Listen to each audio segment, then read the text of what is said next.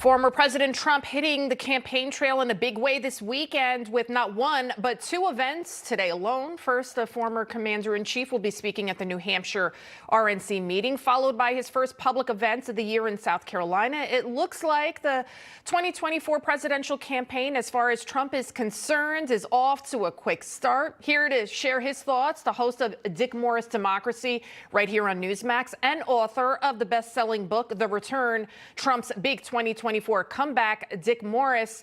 Welcome to Saturday Report, sir. So Trump, he's wasting no time getting the ball rolling this year. What do you think we can expect to see from him in these first public events?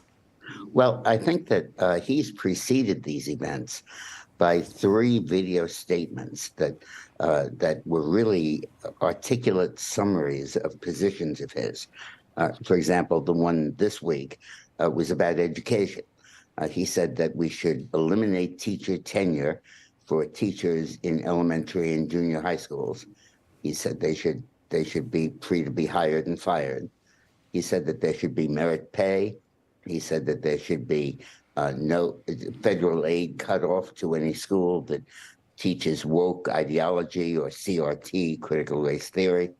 And it was a wonderful statement of injecting principles and fighting wokeism in education.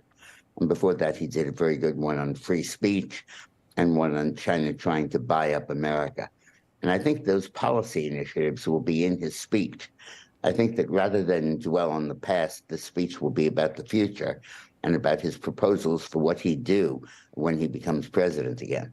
Speaking of President Trump, he's been very vocal in support of Newsmax regarding DirecTV's censorship of Newsmax, dropping it from its lineup, not wanting to pay us any money. Meanwhile, they're supporting paying 22, liberal stations, one of them Vice, that has like a half hour of news programming. What do you think about this? Is it a blatant assault on the First Amendment, clearly trying to divide the country even further? Yes, of course it is. It's not a dispute about money. It's a dispute about free speech. Newsmax is the only television outlet that covers rallies like you'll have later today, that brings Trump live to people and he can articulate his point of view about the future. Even Fox doesn't cover that. Only CNN does. And only Newsmax does. And to cut them off like this when an election is approaching is just an outrageous act of political censorship. But rather than just get mad, we have to get even. What we have to do is everybody who is a subscriber of DirecTV or uses AT&T, which owns DirecTV, for their cell coverage, should cancel their subscriptions immediately.